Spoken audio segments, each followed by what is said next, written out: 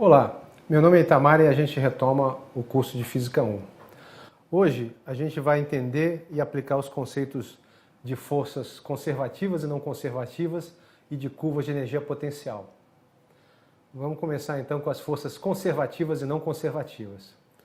Então vamos imaginar uma força que muda o estado, ou seja, a configuração do sistema.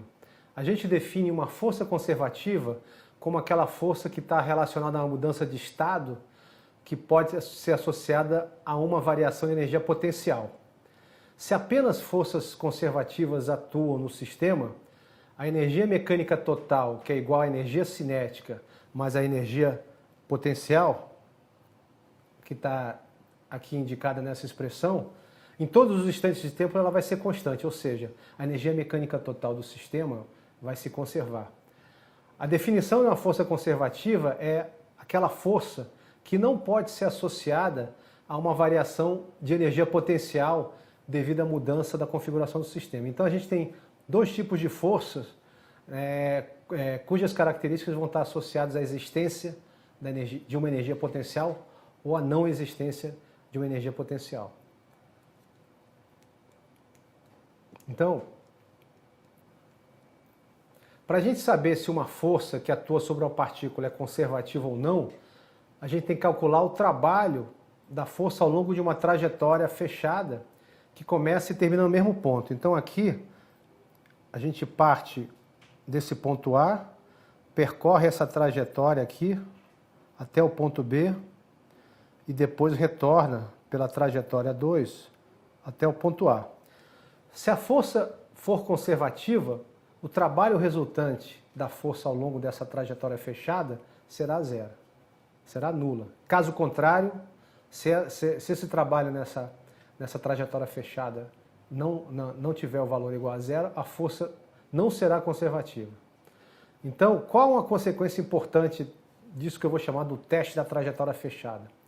O trabalho feito por uma força conservativa que atua sobre uma partícula que se move entre dois pontos não depende da sua trajetória. Então, isso é uma propriedade importante que tem uma variedade enorme de aplicações na física.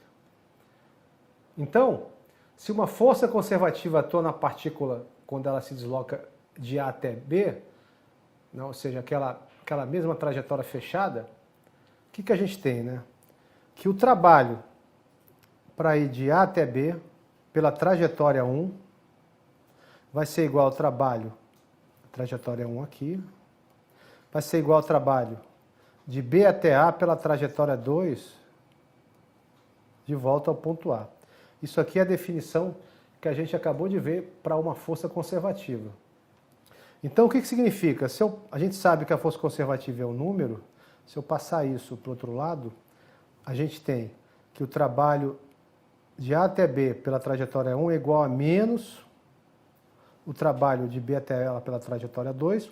E se eu inverter o ponto de partida com o ponto final, a gente troca o sinal, então a gente vai ter que o trabalho de A até B pela trajetória 1 vai ser igual ao trabalho de A até B pela trajetória 2, né? Ou seja, esse resultado é importante, por quê? Porque permite que a gente simplifique problemas complicados apenas pela escolha da trajetória mais simples entre os pontos A e B.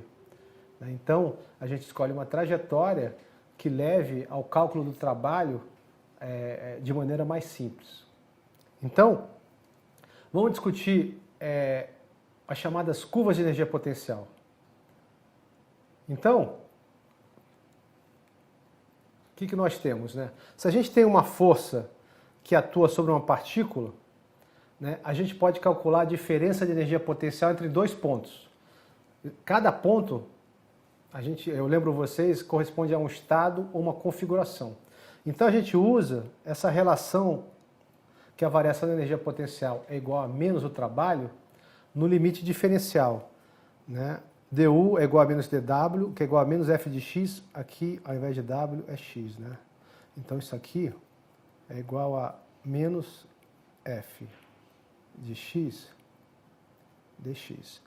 Ou seja, se a gente pega e passa o dx para o outro lado da expressão, a gente tem que f de x é igual a menos a derivada de x em relação a x. Isso para o movimento em uma dimensão.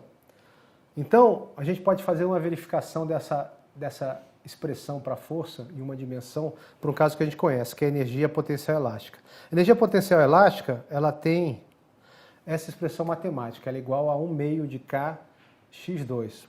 Então, se a gente derivar, aplicar essa fórmula aqui, se a gente derivar a expressão da energia potencial elástica, a gente vai achar isso aqui, menos Kx, ou seja, a gente acha que f de x é igual a menos Kx, que é exatamente a expressão matemática da força elástica, ou seja, isso é uma maneira de a gente verificar, nesse caso particular, que essa fórmula está correta. Então, vamos imaginar uma curva de energia potencial. O que é isso? É um gráfico em que a gente desenha no eixo vertical o valor da função de x e no eixo horizontal a posição da partícula em uma dimensão. Então, a gente acabou de ver essa expressão aqui, né? Obter essa expressão. F de x é igual a menos a derivada da energia potencial, que é isso aqui, da função de energia potencial, em relação a x. Então, a gente desenha essa curva, então a partir da definição da força, ou seja, da forma da derivada, a gente sabe quanto vale a curva, o valor da força em cada ponto da trajetória. Então, a gente pode imaginar uma bolinha que está percorrendo, essa bolinha aqui, né, que está percorrendo aqui essa curva. É uma maneira de pensar no problema. Então, quando a gente tem uma reta horizontal para a derivada, porque a gente sabe que a derivada da função, ela vai ser a reta tangente àquele ponto. Então, a gente sabe como a derivada aqui é uma reta vertical, a gente tem que a força aqui nesse ponto, ele vai ser igual a zero.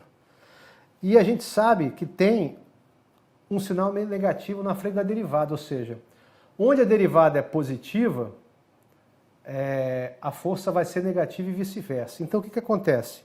Aqui nós temos, por exemplo, nessa região da curva, a derivada, esse ângulo aqui, a derivada é negativa. Então, por causa do sinal negativo, a força que eu estou representando aqui por essa seta, ela é positiva. Então, a força ela atua no sentido de trazer uma partícula sujeita a essa energia potencial aqui para essa situação do mínimo. A mesma coisa, a gente olhar aqui, como a derivada é positiva e a força é menos a derivada da função energia potencial em relação à posição, a força vai ter o sentido negativo. Então ela vai atuar também no sentido de levar uma partícula que esteja aqui, descrita por essa função energia potencial, para essa região do mínimo. A mesma coisa aqui nesse outro mínimo. Aqui é a derivada negativa, consequentemente a força é positiva, aqui é a derivada positiva, a força negativa. E da mesma forma que na extremidade da curva, a gente tem que a força tem derivada nula, que a derivada da energia potencial em relação ao deslocamento em x é igual a zero, logo a força é nula. Então, as setas, elas estão indicando o sentido das forças, como a gente conversou agora. E elas atuam, como eu também já falei, no sentido de levar a partícula para o fundo do poço, ou seja, para a situação de mínimo, em que a energia potencial tem o menor valor. Então, esses pontos são tão importantes numa curva de energia potencial que eles têm um nome, né? Então, esses pontos aqui no fundo do poço são chamados de pontos de equilíbrio estável. Por quê? Se a gente deslocar um pouco a partícula desse ponto de equilíbrio estável, ela vai sofrer uma força no sentido de trazê-la de volta para a posição de equilíbrio estável. Já se a gente pensar aqui no topo dessa curva, desse pedaço de energia potencial, qualquer pequena variação da posição da energia potencial vai fazer o quê? Vai levar a partícula a ir para um poço ou outro, dependendo da direção da força, do sentido da força. Ou seja, é um equilíbrio estável, ao contrário dessas posições aqui que a gente indica, né, no fundo do poço. As posições de equilíbrio estável e essa no topo da curva são as de equilíbrio instável, né? Esse ponto aqui, se a gente imaginar, a gente traçar uma reta que corresponde à energia total, que é igual à energia cinética mais potencial, ou seja, o que a gente tem aqui, por exemplo? Né? Isso aqui seria a energia potencial, isso aqui seria a energia cinética. Então, a gente imaginando, a gente tem um sistema conservativo, por isso a gente pode desenhar uma curva de energia potencial, porque a função de energia potencial existe. Então, o que a gente tem? Esse ponto aqui, ou seja, o ponto em que a energia cinética é zero, é chamado um ponto de retorno. Por quê? Né? A partícula, quando chega aqui, a única possibilidade dela é voltar no outro sentido. Né? Por quê? Aqui a gente sabe, né? Derivada negativa, a força vai ser positiva porque tem o sinal negativo da derivada. Então, quando a partícula chega nesse ponto de energia cinética igual a zero, ela não pode ir mais para a esquerda e ela vai retornar para a direita, né? Nesse movimento de uma dimensão. Aqui eu desenhei 3 possíveis valores da energia. Posso chamar de E1, E2 e E3, por exemplo. Né?